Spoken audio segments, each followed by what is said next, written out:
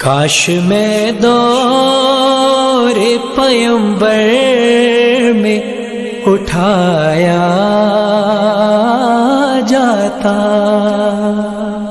کاش میں دور پیمبر میں اٹھایا جاتا، باخدا قدموں میں سرکار۔ السلام علیکم، اعوذ باللہ من الشیطان الرجیم، بسم اللہ الرحمن الرحیم۔ اللہم صلی علی محمد وعلی آل محمد کما صلیت علی ابراہیم وعلی آل ابراہیم انک حمید مجید۔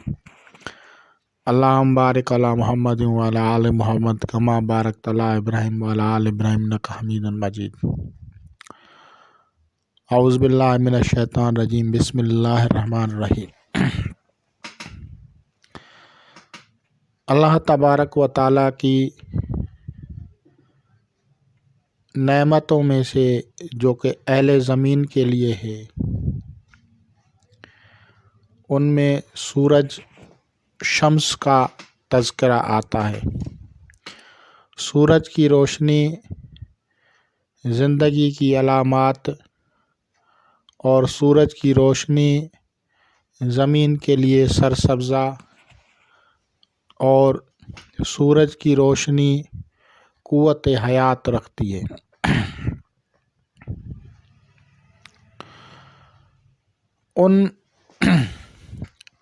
اس کا جو سورج کے اوپر جو روحانی نظام ہے، ان میں جو ملائکہ ہے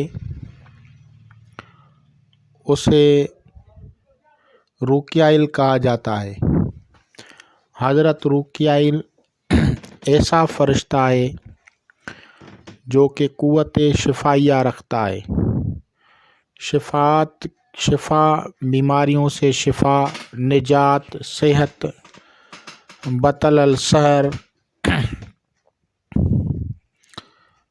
بطل النظر، نظر بد کو ختم کرنا، بندشوں کو توڑنا، سحر و جادو کو توڑنا، یہ سارے معاملات جو ہیں سورج کو کے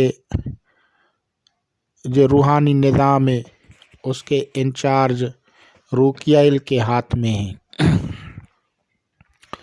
روکیائل کا جو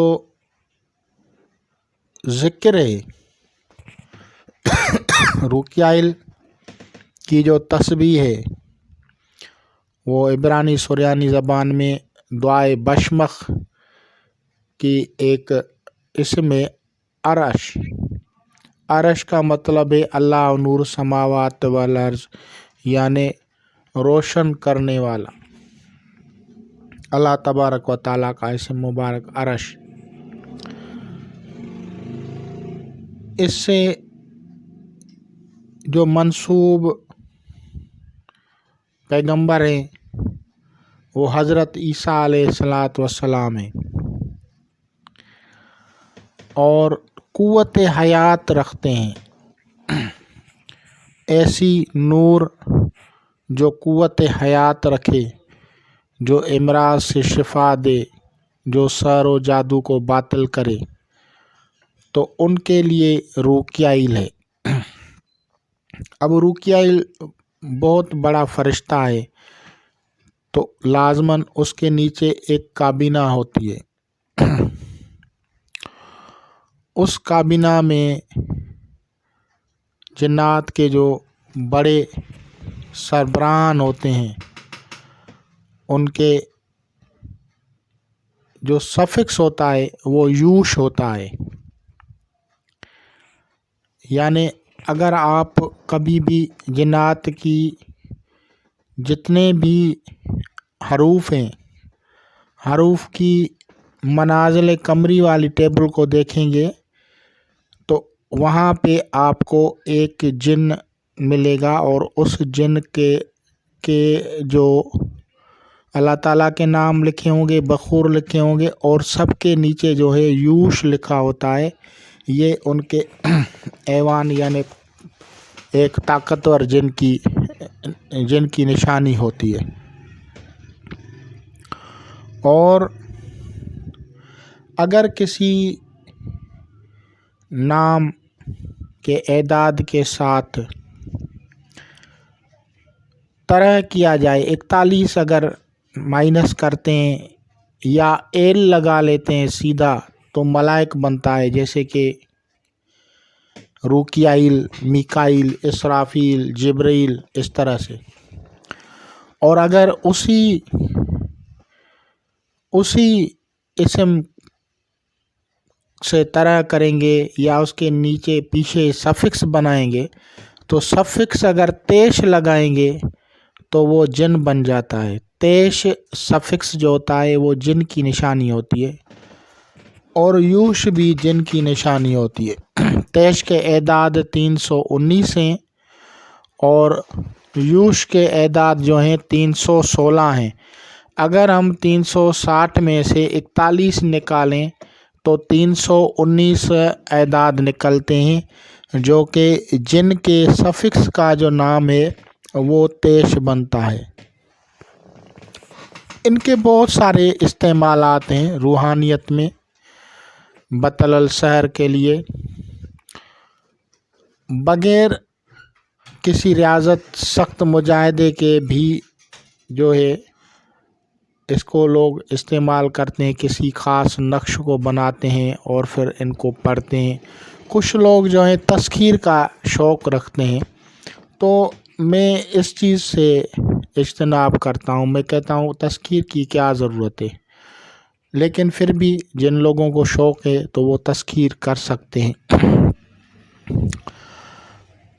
جنات میں جو روکیائل علیہ السلام فرشتہ ہے، اس کے جو ماتحت جو ہے سرخ تاج الملوک کہلاتا ہے، جسے جنات کا بادشاہ سرخ تاج الملوک، یہ اس کا لقب ہے، تخلص لقب ہے اس کا، اور اس کا نام جو ہے شاہ جنات بختانوش ہے۔ شاہ جنات بختانوش کو اکثر و بیشتر علماء یا عاملین حضرات سحر و جادو کے لیے، کی کاٹ کے لیے، امراض کی شفا کے لیے یا دوسری حاجتوں کے لیے جو کہ دنیا میں ان کو درپیش آتی ہیں، اس سے مدد لیتے ہیں۔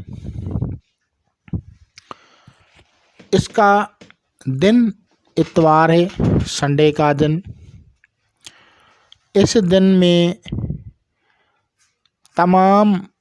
تقریباً تمام، اور کچھ حالات میں نہیں لیکن اکثر کر کے اس دن میں جادو کی کاٹ کے اعمال، بندش کو کھولنے کے اعمال، سحر و جادو کو باطل کرنے کے اعمال، رد السحر یا دوسری قسم کے جو عملیات ہیں وہ کیے جاتے ہیں۔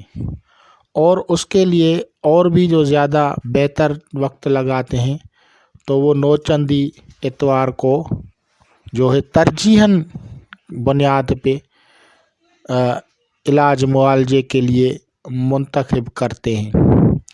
لیکن اگر اس میں شاہ بختانوش سے مدد لی جائے یا روکیائل سے مدد لی جائے یا اس کے ماتحت جنات سے مدد لی جائے تو بہت جلد فائدہ حاصل ہوتا ہے۔ اس کے کچھ صدقات ہیں، اگر وہ باقاعدگی سے صدقات اور بخورات کو کرے گا تو جلدی فائدہ حاصل ہوتا ہے۔ شاہ بختانوش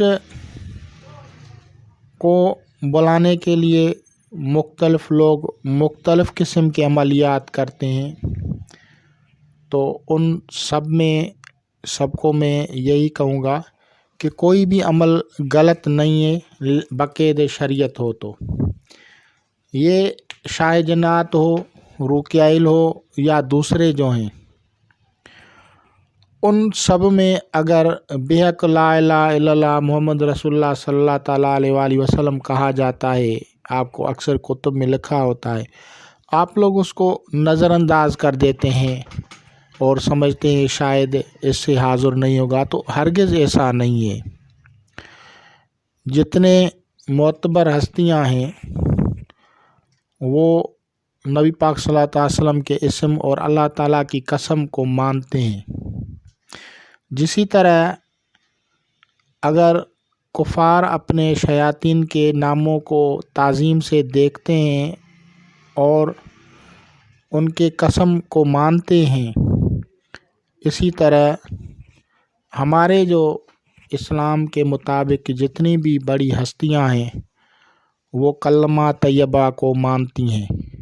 नूरी इल्म के जो मौकलात होते हैं, जो जिन्नात होते हैं, वो कलमा तैयबा को मानते हैं और उसी के कलमा तैयबा के कसम से जो है उसकी मदद कर देते हैं, चाहे वो कोई भी हो, उसका नाम कुछ भी हो। और फ़र्क सिर्फ इतना होता है कि जैसे कापी टू कापी आदमी चलता है तो वो उसको नेगलेक्ट कर देते हैं छोटा अमल समझ के कि ये छोटा है। एक भाई ने मुझे जो है व्हाट्सएप पे जो है भेजा पेज, उसने कहा ये मैं उसको क्या समझाऊं कि ये बहुत बड़ा कसम है। और कलमा तैयबा ऐसा मुतबरक कलमा है जिसकी इमदाद से सारे जो आलम है उसकी सैर होती है। और कलमा तैयबा ही सिलसिला कादरिया का ज़िक्र है। कलमा तैयबा में 12 हरूफ हैं और 12 हरूफ ला इलाहा इल्लल्लाह मोहम्मद रसूलुल्लाह सल्लल्लाहु ताला अलैहि वसल्लम और हरूफ सवामत है। तो ये हर शैतानी और हर बद असरात को रोकते हैं। इसी के ज़िक्र से आदमी को आगे जो मनाजिल मिलती हैं उनमें एक दायरा समदानी है, एक दायरा सिद्दीकी है या दूसरे दायरे जो हैं वो होते हैं, वहाँ पे उनको पहुँचा दिया जाता है जैसे ही कोई उस पे उसका ज़ाकिर बन जाता है। तो और फिर इल्म लुदनी से उलूम लुदनी से उसको जो है अता किए जाते हैं। आप समझेंगे ये उलूम लुदनी क्या फ़र्क है। ये ऐसे ही है जैसे अगर किसी को कहा जाए कि सूरह यासीन मुबारका पढ़ो, वो सारी पढ़ रहा है, दूसरा उसकी जगह पे सलामुन कौलन मिन रब्बिन रहीम पढ़ रहा है और तीसरा जो है सिर्फ यासीन पढ़ रहा है। तो जो यासीन है उसमें पूरी जो है सूरत का मकसद आ जाता है। तो इसी तरह जैसे कुरान मजीद का पूरा मकसद सूरह फातिहा में और सूरह फातिहा का पूरा मकसद बिस्मिल्लाहिर रहमानिर रहीम में और बिस्मिल्लाहिर रहमानिर रहीम का पूरा मकसद नुक्ता में और नुक्ता बा के तहतुल बा यानी हज़रत अली अलैहिस्सलाम ने फरमाया कि वो मैं हूँ। तो इसी तरह उलूम लुदनी में जो है मामूली छोटे से अल्फाज से बहुत बड़ा फ़ायदा हासिल होता है, वो उनको अता किए जाते हैं।